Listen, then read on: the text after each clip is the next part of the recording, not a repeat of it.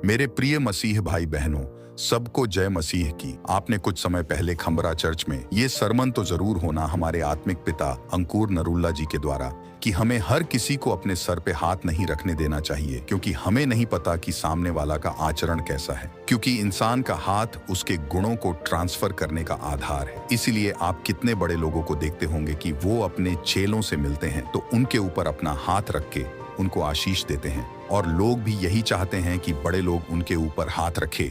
तो आइए पहले हम अपने आत्मिक पिता के शब्दों को सुनेंगे जो उन्होंने इस विषय में कहा था। ले हैंड एक ऐसी चीज है, अगर विश्वासी इसको ना समझें, हीलिंग लेने की बजाय अटैक हो सकते हैं उन पर, क्योंकि जो आपके पास्टर के अंदर है, जब वो ले हैंड कर रहा है, आप उसे रिसीव कर रहे हैं। एक बाबा जब किसी को चेला बनाता है, उस पर हाथ रखता है, वो ट्रांसफर होती है स्पिरिट्स। जब तक आप उस व्यक्ति को जानते नहीं, आपने उसकी लाइफ को परखा नहीं, मिनिस्ट्री में आए उसको लंबा समय नहीं हो चुका, उससे ले हैंड मैं नहीं करवाना चाहता। ले हैंड एक स्पिरिचुअल चीज है। मैंने हजारों गवाहियां सुनी हैं, हमने फलाने से ले हैंड किया, तब से हमारी स्पिरिचुअल लाइफ टोटल डाउन हो गई। तो आपने सुना दोस्तों कि आत्मिक पिता ने क्या कहा, पर अब ये सवाल आता है कि ऐसा कैसे हो सकता है कि कोई हमारे ऊपर हाथ रखे और हमारे अंदर उसका गुण आ जाए।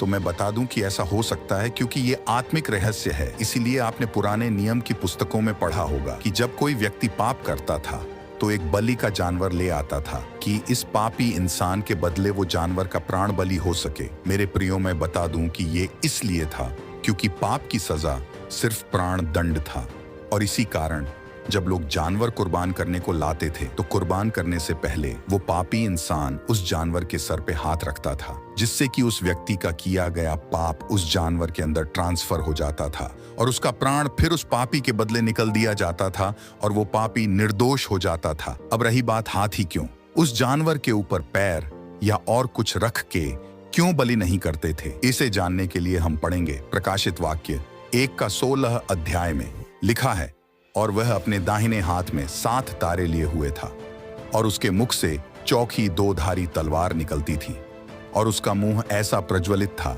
जैसा सूर्य कड़ी धूप के समय चमकता है।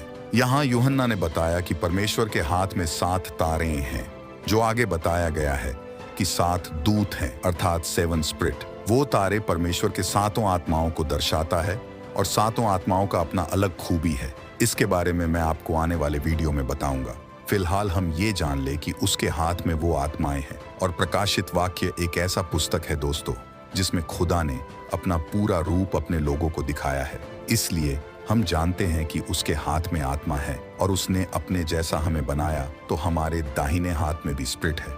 अब ये तो आप खुद जान सकते हो कि आपका आत्मा शुद्ध है या करप्ट। नीतिवचन 3:16 में लिखा है, उसके दाहिने हाथ में दीर्घायु और उसके बाएं हाथ में धन और महिमा है। मेरे प्रियो, जैसा कि हमने पढ़ा प्रकाशित वाक्य में कि उसके दाहिने हाथ में 7 तारे हैं, और नीतिवचन इस बात की पुष्टि करता है कि उसके दाहिने हाथ में दीर्घायु है, और आयु आत्मा से ही है, क्योंकि आत्मा निकला तो आयु भी गई समझो। पुराने नियम में दोस्तों मूसा के बाद यहोशू को चुना गया, और उसमें भी मूसा की तरह बुद्धि और समझ थी। पर क्यों? व्यवस्था विवरण 34:9 में लिखा है, और नून का पुत्र यहोशू बुद्धिमानी की आत्मा से परिपूर्ण था, क्योंकि मूसा ने अपने हाथ उस पर रखे थे, और इजरायली उस आज्ञा के अनुसार जो यहोवा ने मूसा को दी थी उसकी मानते रहे।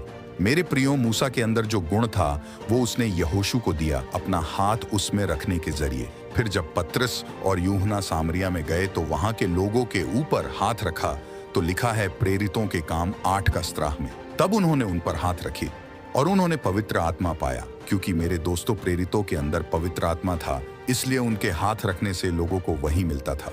और जब पवित्र आत्मा मिलता है तो उसके साथ साथ उसका गिफ्ट और वरदान भी हमें मिलता है। इसलिए ही संत पौलुस अपने आत्मिक बेटे तीमुथियुस को कहते हैं, 2 तीमुथियुस की पत्री 1:6 में, इसी कारण मैं तुझे सुधि दिलाता हूँ कि तू परमेश्वर के उस वरदान को जो मेरे हाथ रखने के द्वारा तुझे मिला है चमका दे। जिस प्रकार दोस्तों हमें कोई धन मिल जाए तो ये हमारे ऊपर है कि हम उसे अपने ऊपर खर्च करके उड़ा दें या किसी बिजनेस में लगा के बढ़ा लें। इसलिए पौलुस कहता है कि परमेश्वर का जो वरदान तुमको मेरे हाथ रखने से मिला है, उसे अपने कामों से और भी बढ़ा, क्योंकि हम अगर ये सोच लें कि किसी बड़े दास ने आज मेरा लैंड किया तो मेरा सब सही हो जाएगा, और ये सोचे हम कुछ भी करें, तो बाइबल कहता है वो हाथ रखना किसी काम का नहीं होगा हमारे लिए, क्योंकि सामने वाले ने हाथ रख के कुछ दिया तो है हमें, लेकिन हमने उसे ग्रहण नहीं किया, जिस वजह से वो वरदान हम इस्तेमाल नहीं कर पाए।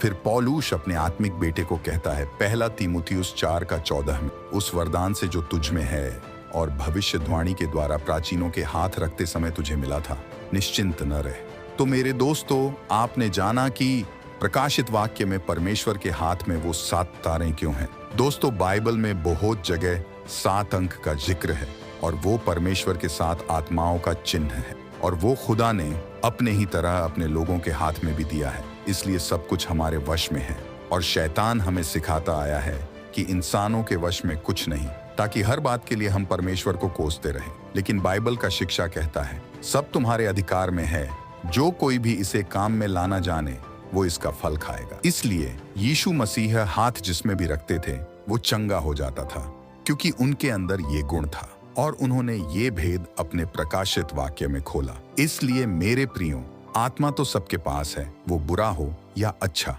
तो अब आपके ऊपर जब भी किसी का हाथ आए तो समझें कि इस इंसान का चरित्र कैसा है। तो इस वीडियो में इतना ही दोस्तों, हम फिर मिलेंगे किसी और वीडियो में किसी और प्रकाशित वाक्य के भेद के साथ। तब तक के लिए मसीह में बने रहें, प्रार्थना करते रहें।